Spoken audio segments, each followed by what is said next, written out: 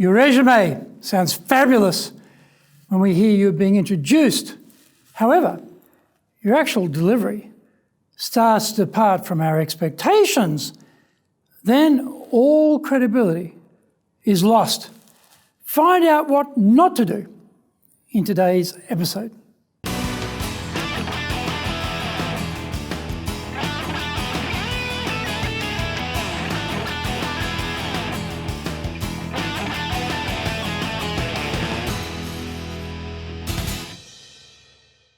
Welcome back to Year 3 of this weekly edition every Friday of the Japan Business Mastery Show.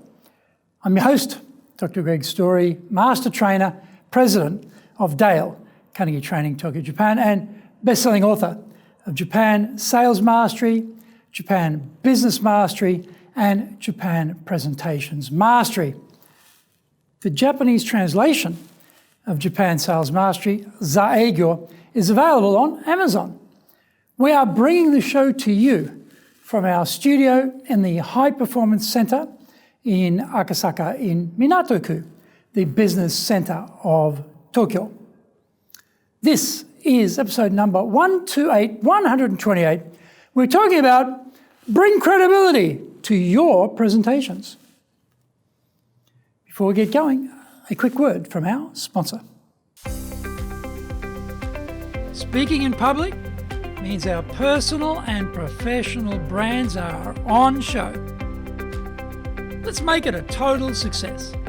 Japan Presentations Mastery is the Bible for presenting in Japan. This is the most comprehensive collection of experience and insight on presenting that you will ever need.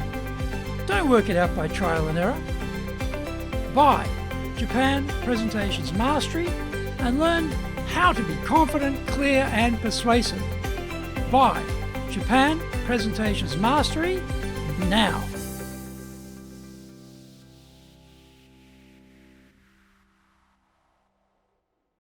If you want to become a fully competent and confident presenter, then do the High Impact Presentations course. We are all being judged when we speak, be it in the internal team meeting or in a public environment, be it the big bosses, clients, or an industry audience. Everyone is evaluating us. Don't blow it. Get the best training on the planet. Do the High Impact Presentations course now in either Japanese or English. Welcome back. Okay, now it's time for the show. それでは行きましょう. So let's get going.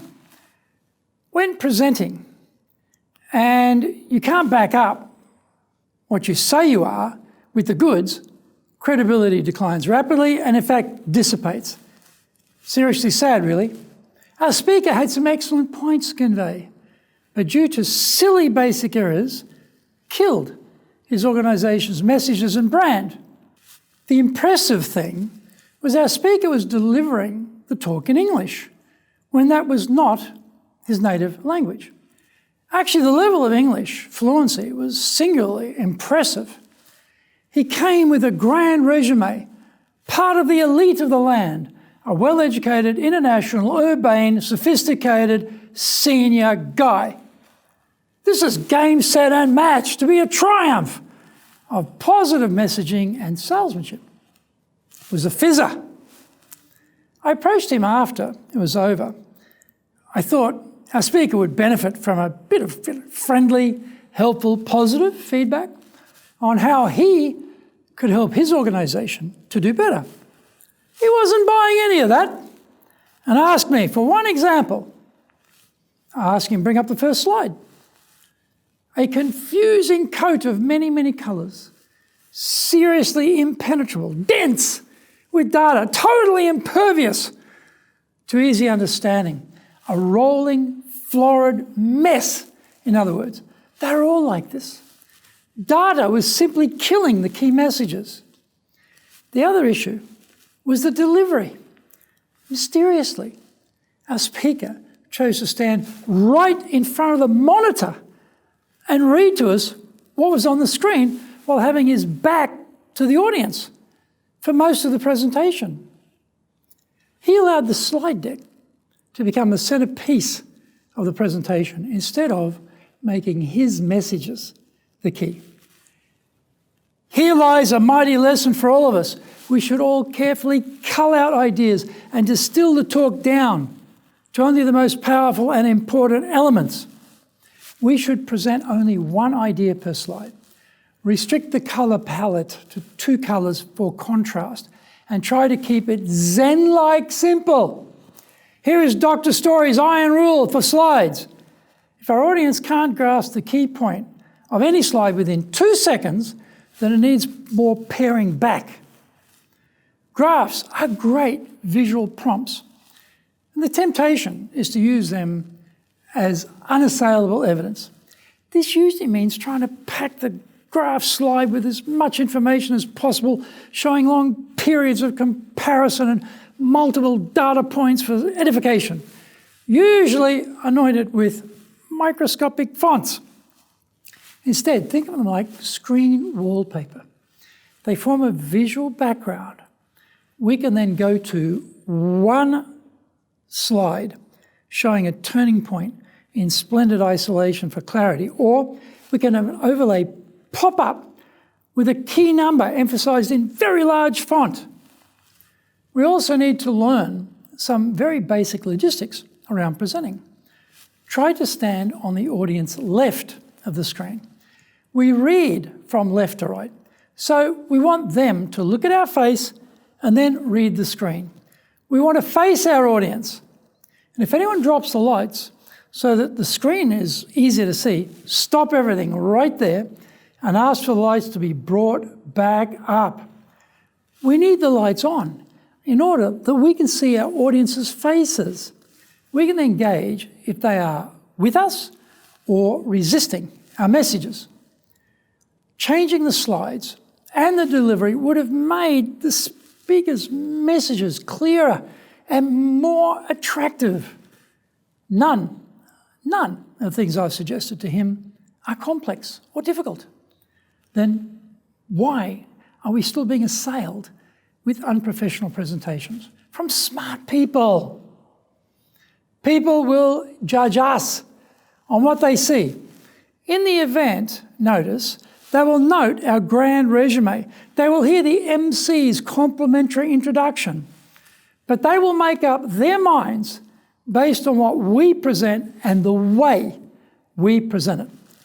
Let's get it right every time. I hope you enjoyed today's show, and so please subscribe on YouTube. Share it with your family, friends, and colleagues. Become a regular. Hit the little bell icon to receive update notifications. Our website details are on screen now, www.dale-carnegie.cojp. It's packed with value, so certainly check it out. We try to offer as much value as possible, so you might also enjoy our other shows. In fact, we are releasing content 6 days a week.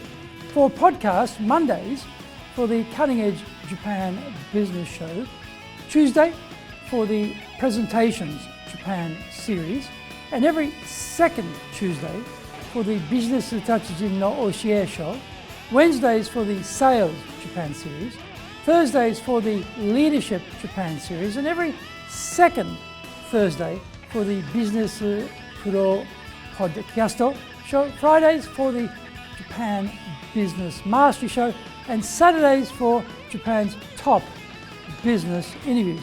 Now, you get these wherever you get your podcast. Also, every Monday we release the Cutting Edge Japan Business Show. Every second Thursday we release the Business Pro Television Show, and every Friday the Japan Business Mastery Show. Saturdays, every Saturday, we are releasing Japan's top business interviews. These are all on YouTube. We appreciate your support, and please let others know about it so they can benefit too. We want to make a contribution to helping people build their careers and businesses, and so please join with us in that endeavor. In episode number 129, we're talking about the details matter. Onegai itashimasu. Please join me next week to master business here, because that is what we all want, isn't it? Japan business mastery.